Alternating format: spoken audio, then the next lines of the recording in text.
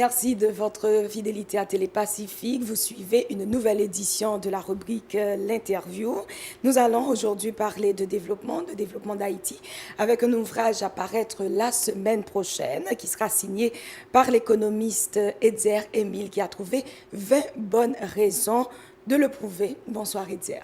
Bonsoir Michela et bonsoir aux téléspectatrices et téléspectateurs de Télépacifique. C'est un plaisir d'être reçu aujourd'hui. C'est un plaisir pour moi aussi. Donc vous dites que Haïti a fait un choix de devenir un pays pauvre. Pourquoi?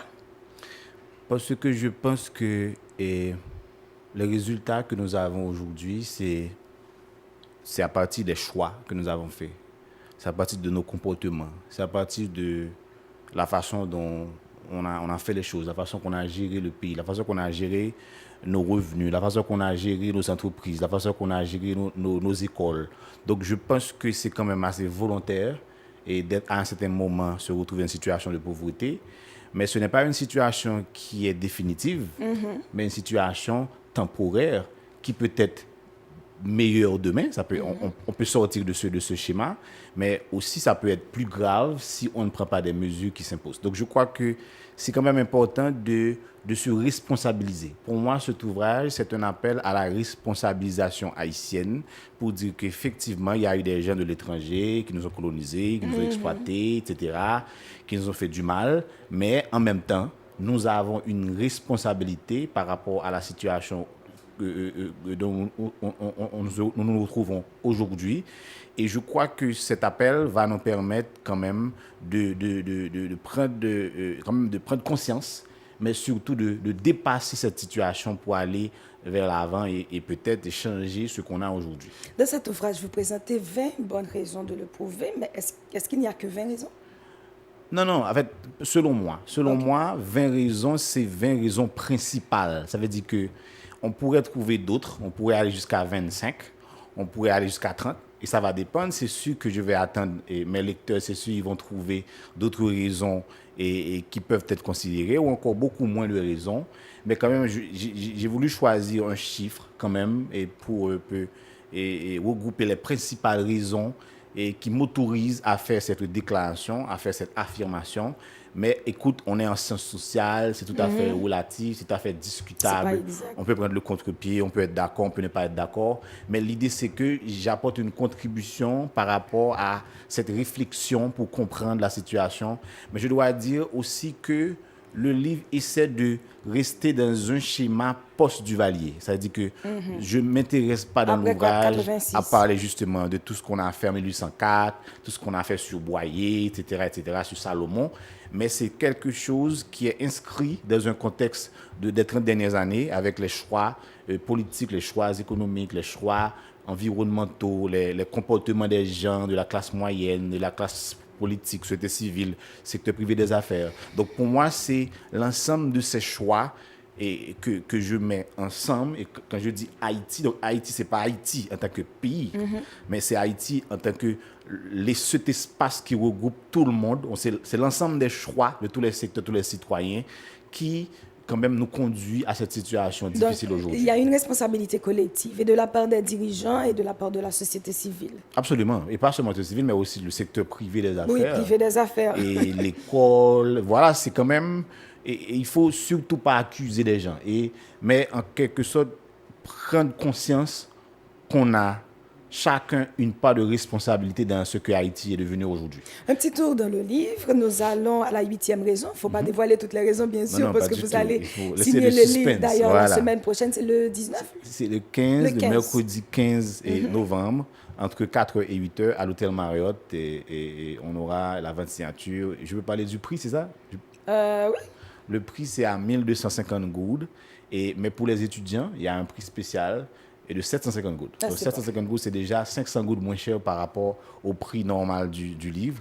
Et j'encourage les gens à venir parce que après la vente, ça risque d'être un petit peu plus cher dans les librairies. Donc, plus élevé. Je vous encourage à le faire le plus tôt possible. Et voilà, donc... Parlons de la 8e raison. Voilà. Là, c'est l'une des raisons qui a retenu mon attention. Nous avons choisi de ne pas rendre accessibles les services financiers et n'avons jamais fait de la création d'emplois une priorité. Absolument. Parlons de la création d'emplois, parce que tous les gouvernements, dans un contexte post-Duvalier, les gouvernements se sont succédés en promettant bien sûr d'augmenter le pourcentage d'emplois, de créer des emplois. D'ailleurs, on a eu un gros chiffre, 300 000 emplois avec le gouvernement passé. Donc, dites-nous en plus sur la création d'emplois. En fait, je pense que c'est important de mettre l'accent sur la création d'emplois comme un outil de lutte contre la pauvreté. Parce que très souvent, on a une mauvaise approche et une mauvaise perception de la lutte contre la pauvreté qui passe par l'apport des services sociaux. C'est-à-dire qu'il y a des programmes pour les pauvres, pour les gens des quartiers populaires, et il y a des programmes d'aide, d'assistance, etc. Mais au final, on a compris que ces mesures ou ces politiques ne peuvent pas réellement et permettre au pays de lutter contre la pauvreté, mais de préférence, c'est l'emploi. Donc, c'est la création d'emplois qui doit justement conduire à cette éradication de la pauvreté. Mais la création d'emplois passe par quoi? Mais quel ça emploi, passe par la création d'entreprises avant tout. Okay. Mais la création d'entreprises aussi passe par quoi? C'est à partir de l'accès aux services financiers. Donc c'est pour ça que j'ai fait le lien. Mais j'ai compris qu'on a quand même, ça fait longtemps qu'on en parle. C'est très, très difficile en Haïti d'avoir du financement pour faire des activités économiques.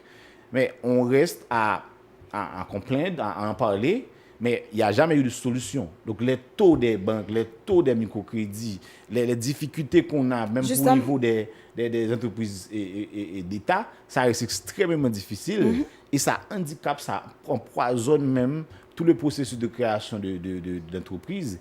Et c'est à partir de ce moment-là qu'il faut créer des emplois. Donc, ça veut dire que si on ne fait rien pour faciliter la création, le développement des entreprises, on ne va pas avoir des emplois. Et si on n'a pas des emplois substantiels, on n'aura pas pu résoudre le problème de la pauvreté. Justement, donc c'est quand même... Voilà, vas-y. J'aime bien l'idée d'ajouter le mot substantiel, parce qu'ici, parlant d'emploi, on a souvent tendance à penser qu'il s'agit seulement de la sous-traitance. Ouais, il faut investir dans la sous-traitance, et il faut seulement des jobs. Yeah. Des jobs, entre guillemets, parce que des emplois substantiels, c'est ce qui peut vraiment permettre à un développement. Absolument, absolument. Parce que quand vous avez des emplois, ce qu'on appelle en économie des emplois de mauvaise qualité, c'est-à-dire que et qui ne paient pas suffisamment, qui ne permettent pas d'avoir un revenu. Vous maintenez un très mauvais niveau de vie. À ce moment-là, on reste dans la survie, on reste même dans la reproduction de ce qu'on a comme situation. Donc, on n'arrive pas à vraiment faire de la rédemption pour sortir d'un état et difficile à un état moyen ou encore acceptable, ou encore vivable. Donc, je crois qu'il est tout à fait normal pour moi d'évoquer cette raison. Pourquoi? Parce que, et je l'ai compris tellement, il n'y a jamais eu aucune politique de l'emploi en Haïti. Ça, je le maintiens, il n'y a jamais eu un document qu'on appelle politique de l'emploi. Où est-ce qu'on veut aller par rapport à ça? Donc, l'emploi n'a jamais été une priorité. C'est tellement vrai qu'il n'y a même pas une structure étatique qui s'intéresse à l'emploi. Il y a d'autres pays qui ont des ministères d'emploi, par exemple. Mais quand vous voyez le ministère de la Jeunesse ici, ça s'intéresse à des activités culturelles et sportives. Oui, effectivement. Donc, on ne s'intéresse pas à l'emploi, en réalité, des jeunes. Le ministère des Affaires sociales et du Travail, de préférence, s'intéresse de préférence à faire de l'assistance sociale, à financer des activités de base, de quartier, etc. Ce qu'on appelle l'apaisement social. Donc, encore une fois, ce sont des trucs, ce sont des histoires, des actions sporadiques et qu'on a toujours eu et qui n'ont pas donné des résultats. Alors que les problèmes sont structurels. Maintenant, le fait qu'on ne fait pas ce qu'on devrait faire, je l'appelle un choix. Et c'est pour ça que j'ai dit qu'Haïti a choisi. Ouais. De chaque fois, on fait à gauche alors que personnellement on devrait faire à droite. Pour moi, c'est volontaire. OK. Abordons maintenant la question de la fuite des cerveaux. C'est un problème actuel. Parlons du Chili. Parlons du TPS maintenant. Ça rejoint l'actualité. Donc, vous pensez que la fuite des cerveaux a largement contribué à notre situation aujourd'hui? Absolument. Absolument, parce que dans l'ouvrage, j'ai cité une étude de la Banque mondiale qui met Haïti en 2e ou 3e position parmi les pays où il y a un plus grand pourcentage des gens qui ont un diplôme qui vivent à l'étranger. C'est plus que 84% des gens qui sont diplômés en tant qu'Haïtiens qui vivent à l'étranger. Et qui crée la richesse? Ce sont les hommes, à partir du savoir et du savoir-faire.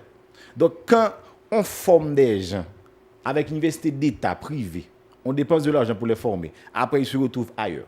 On envoie des gens à Cuba, après ils se retrouvent ailleurs. Et qui vont à un certain moment aider dans la production de la richesse et également apporter des soins ou encore apporter de l'éducation ailleurs. Parce que nous ne les intégrons Donc, on fait des investissements qui n'ont pas de retour pour l'économie. On fait des investissements qui n'ont pas de retour pour la société. Donc, ce sont des éléments qui participent je pourrais dire, à construire les autres sociétés, mais en réalité qui ne sont pas utiles par rapport à la société haïtienne. Maintenant, l'idée, c'est que les gens sont libres de voyager, de circuler, mais on n'a pas l'impression qu'on a préparé un pays pour que ce pays puisse non seulement les retenir, mais aussi recevoir les gens qui sont partis. Oui, les réintégrer. Absolument. Quand ils sont de retour, par exemple, ceux qui sont formés à Cuba. Laisse-moi vous donner un Cuba. exemple. J'ai été à Taïwan avec 8 étudiants. 7 plus moi-même fait 8. En 2008. Je suis la seule personne qui vient d'Haïti. On t'a sûrement traité de fou, non? Pas nécessairement. Parce que heureusement, on se débrouille. Hein? Mais c'est pour vous donner une idée. Il y a certains qui n'ont pas nécessairement laissé le pays définitivement. Mais pour l'instant, il y a d'autres qui sont partis faire d'autres études. Mais pour l'instant, je suis la seule personne qui vient d'Haïti. Abandon une dernière chose. Est-ce que parmi les responsabilités, les raisons que vous avez trouvées, nous accusons souvent le blanc, l'étranger, c'est lui, c'est à cause de lui, c'est parce qu'il ordonne. Est-ce que dans le livre, vous accusez aussi le blanc? Vous ne dites pas que nous avons choisi d'obéir au blanc. J'ai fait allusion au rapport qu'on a avec ces gens, que ce soit de la manière qu'on gère les ONG ou encore les rapports avec les bailleurs. Mais en même temps, je les mets de côté à certains moments. Il faut dire que si on nous traite de cette façon, c'est parce que nous acceptons. Parce que nous ne sommes pas des enfants. C'est quand même avec notre complicité qu'on nous contrôle. C'est un peu ça. Hein? Donc, encore une fois, c'est un appel à la responsabilisation nationale. Et pour ne pas ignorer l'implication ou la responsabilité des étrangers dans ce que nous avons aujourd'hui comme situation, ils nous ont fait du mal, ils nous ont peut-être mal orientés, ils nous ont peut-être fait faire des erreurs, mais en même temps, on doit se dire que des fois, on est plus méchant avec soi-même. Oui, le Rwanda. C'est ça. Prenons le cas du Rwanda. Et j'ai un exemple dans l'ouvrage, où je peux être troisième ou quatrième raison, on a parlé de l'ouverture, de la libéralisation commerciale qu'on a fait en 1987. Et j'ai dit que les autorités haïtiennes ont fait beaucoup plus ce que les gens ont demandé. Donc, ce que la FMI et la Banque mondiale avaient demandé. Donc, on a fait beaucoup plus en termes de mal, en termes d'ouverture de marché, en termes de baisse des tarifs. Donc, cela veut dire que des fois, on se demande, est-ce qu'on n'est pas, c'est ça l'idée, est-ce qu'on n'est pas volontairement destructeur avec soi-même? Et donc, pour moi, c'est un peu ça l'idée, c'est ce qui m'a poussé de venir avec cette idée de cet ouvrage, pour vraiment pousser les gens à prendre conscience, mais aussi de réaliser que les secteurs, les différents secteurs ont des responsabilités partagées dans ce que nous avons aujourd'hui. Et bien en mettant à l'inverse, si nous voulons en sortir, il faut que les secteurs, les gens, les citoyens, les dirigeants, les autorités, tout le monde puissent vraiment travailler et ensemble pour sortir, mais aussi, bien entendu, en tenant compte des erreurs, en tenant compte, en apprenant des leçons, voilà, des leçons par rapport aux 30 ans et aux 30 dernières années qui sont écoulées, où quand même on a eu, je peux dire, cette très année d'échec quand même. Voilà, merci beaucoup Edgar Émile. Comme je vous le disais, le livre sera en signature la semaine prochaine, donc allez le découvrir. Haïti a choisi de devenir un pays pauvre. Il est signé Edgar Émile. Merci d'avoir été avec nous. On se retrouve demain.